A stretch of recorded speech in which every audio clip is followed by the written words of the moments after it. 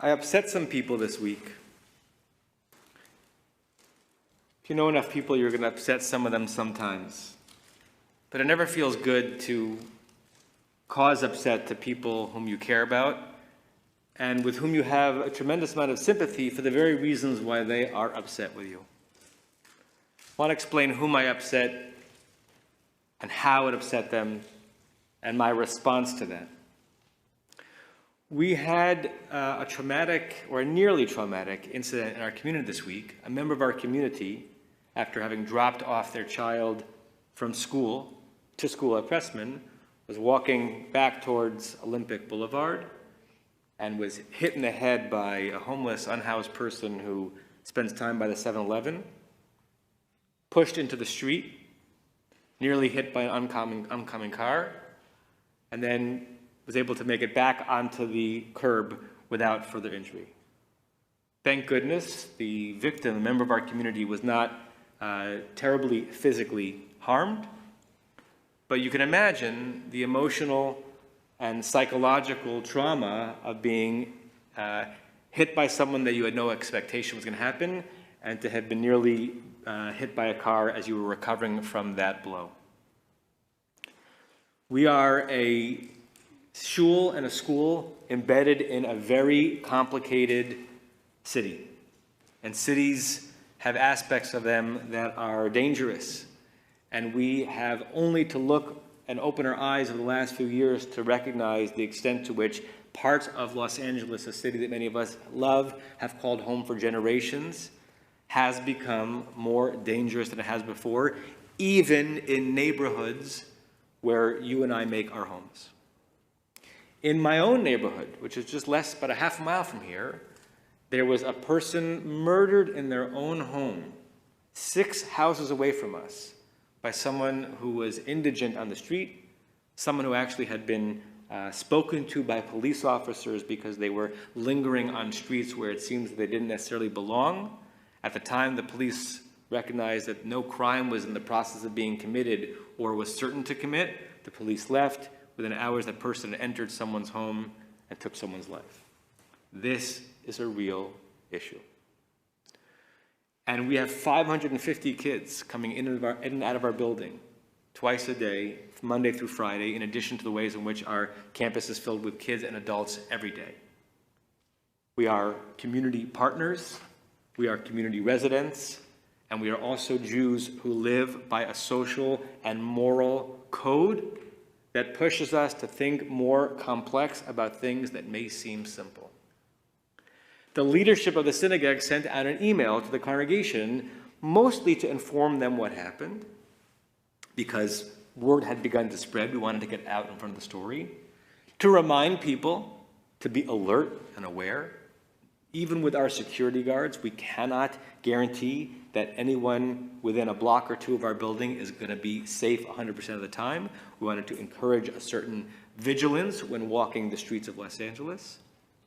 And we had an internal debate amongst the leadership of the synagogue whether or not another paragraph should be added to this letter, in addition to expressing concern for our member, in addition to talking about our security measures, in addition to our stating unequivocally that people should be able to come in and out of our campus without fear of physical harm. We added a paragraph.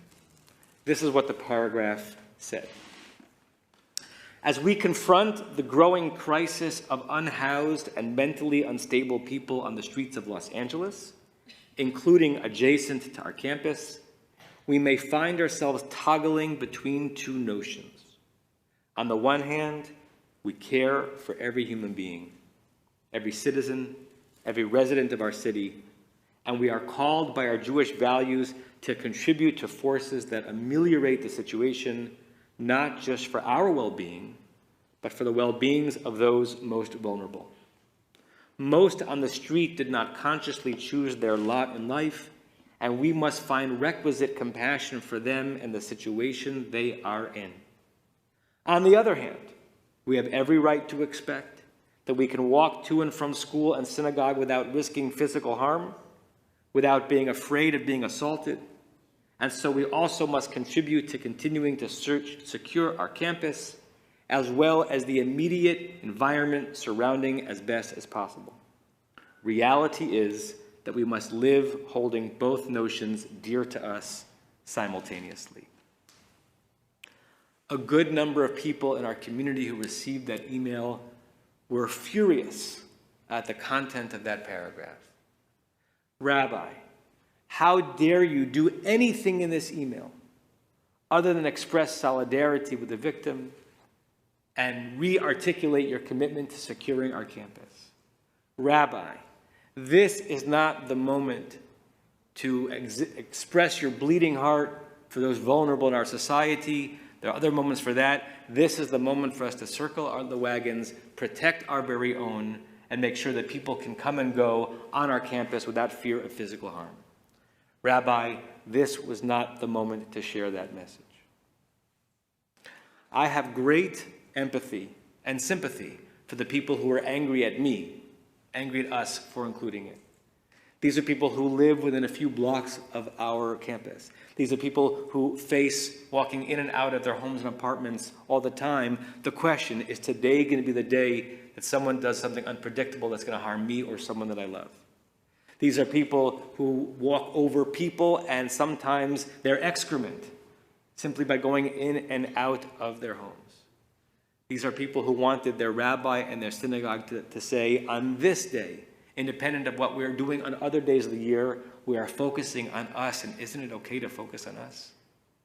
Isn't it okay for our lives and our well-being and our health and our physical safety to be the only thing that's spoken about in this email? My response to them, which I share in this group right now, is no. I don't think that would have been an appropriate email to send. I felt that as a community neighborhood organization, perhaps we could have simply sent out an email only expressing solidarity with our people. As a rabbi, as a community that lives out Torah values and rabbinic values, the very moment where it would have been hardest for us to share our heart and our empathy with those even who threaten us, with those who are most vulnerable, the moment that that becomes hard is the Jewish moment to say that is our obligation. I am moved by many texts in our tradition that push us in this direction, not to push us towards self-abnegation, not to push us away, God forbid, from protecting ourselves on our own, but to push us to complicate the situation because the situation calls for it. I'm moved by a well-known teaching of Rashi's on this week's Parsha that I shared in a different context early in the week, but it's been sitting with me the entire week. As Yaakov, Jacob, is getting ready to prepare for this reunion with Esav, his brother, whom he fears is coming with many men to kill him, because Esav has a reason to kind of kill him because he's angry at the stolen birthright. The Torah says, Vayira Yaakov ma'od vayetzer lo. Yaakov was very afraid for understandable reasons. Vayetzer lo, and he was distressed. If you and I were writing that sentence, we would say the person used 2 words when he could have used 1. Distressed and afraid, are they really that different from each other? Sometimes we exaggerate. We Jews read the Torah as if there is no exaggeration. No empty word. No word that's there for no reason. And so Rashi, quoting in Midrash, and says, what does it mean that he was afraid and that he was distressed? How are they communicating different aspects of what he was holding on to in that moment? And the Torah said, the Midrash says something wonderful. And particularly wonderful in that it has described the soul of the Jew from the time we became the Jewish people. From the time Yaakov became Yisrael, and we've held on to these values even when it has been difficult to. Vayira ma'od, he was very afraid because he was in danger. He didn't want to be hurt. He didn't want to be killed. He didn't want to be pushed into a street. He didn't want to be punched by someone who might damage him. He was afraid for reasons we can all identify. And he was distressed, lest in the process of having to protect himself, he had to hurt someone else. He was distressed lest in the defense of his own well-being, he would have to compromise the well-being of another person. Can we hold on to that tension, the Midrash asks us to consider? Can we identify fully, 100%, with his and anyone's fear of being injured or killed by an enemy or by someone unknown, and at the same time hold on with 100% the content of the Jewish conscience that says it takes something away from me, my humanity, my Jewishness, and my soul, to not think about the impact I have on another, even when defending myself? The Jewish people have had to contend with these issues for millennia. And when we regained power and autonomy and authority, as the state of Israel was founded over 70 years ago, we had to contend with it on a level that had been, in some ways, merely academic for 2 millennia. One of the biggest challenges for every Israeli policeman and every Israeli soldier and every Israeli defense minister and every person who wears the Jewish star, literally or figuratively, as they're defending Jewish lives, is to get into the mindset of the Midrash's read of Yaakov and say, I am afraid lest we will be invaded. I'm afraid lest terrorists will kill our citizens. I'm afraid lest our streets be less safe because of real dangers out there. And I am distressed for what I have to do to keep myself and my nation safe. It is okay. It is incumbent upon us to experience some of that distress.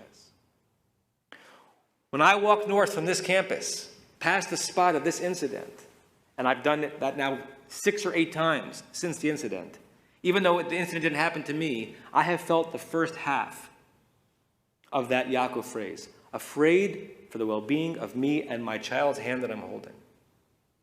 And I have been distressed knowing the very processes that we are actually in a part of making happen, that we're going to have to do to impact other people to make us safer. One of the things that the city sometimes does in the situation is take benches that are about 4 feet long, that are inviting for people who have no other bed to lie down on, to sleep on through the night, and to turn those benches into benches where there are handles in between the seats, so that you could sit there waiting for a bus, but you could not lie down. Practical solution. Taking a bench that could be a magnet for someone to lie down and make a temporary home, and make it so that this spot, at least this spot on earth, is not going to be acceptable for someone to sleep from nighttime till dawn. That's not an outrageous practical solution. Except that the Talmud, on some level, would call that activity, even in the defense of the safety of your neighborhood, to be akin to what they did in Sodom and Gomorrah. The type of more low morality behavior in defense of self that God responded to by saying, this is a society that no longer needs to exist. There was an article some years ago about, I think it was churches, that had similar issues that we had, where indigent people, homeless people, were sleeping on the floor and right in front of the door of the church, right? Thinking, if I can't find sanctuary at the door of a church, where can I find sanctuary? And if the churches were dealing with their own members coming in and out of the church feeling unsafe and unwell because of the people who are making that their home. And so what they did in some of these churches is that they took that area right in front of the church, instead of being a flat slab of concrete, they had it be spiked. Not so spiked that you would be injured by walking over it, but spiked enough that you would choose somewhere else to spend the night. Maybe that's an interesting practical suggestion. Every church, every business owner, every home has the right to make his or her property as safe as possible for inhabitants. The Talmud would say, if you put spikes outside your church, so that even the people that you're afraid of can no longer lie down to sleep at night, people who lack another place to sleep at night, you have become a sodomite on some level. You have attached yourself to the behavior of Sodom and Gomorrah. How long can such a society, even free from danger from homeless people, deserve to stand and deserve to persist. I am so overwhelmed with sadness that someone in our community had this terrible incident this week. And I can imagine it will be a very long time before that person and that person's friends and community members can walk by that spot and not wonder, am I next? And the next mayor of Los Angeles, Karen Bass, and all the people that she works with have an enormous, impossible job in trying to run a city, keep citizens safe, and find some reasonable solution to increase the chances that you can walk through the streets of Los Angeles without being afraid of being attacked, and also to try to ameliorate the lives of the wretched people, or people living wretched lives they did not choose. And it seems to me that any time in the defense of our own well-being and our own bodies, we stop to see the humanity in the other, that's the moment we lose an essential and unrecoverable piece of the humanity of ourselves. May this community and our security officers, may the elected officials who govern this city and this region find more and more ways to increase our likelihood of walking the streets of our home with safety and security. And may we be reminded, not only because we're Americans and Angelinos, but because we are Jews and descendants of Yaakov, that every person in the city has the right to live and sleep and be and eat with their security and their safety guaranteed as well. That is a hard balance to hold. It's a balance that Judaism obligates us to hold.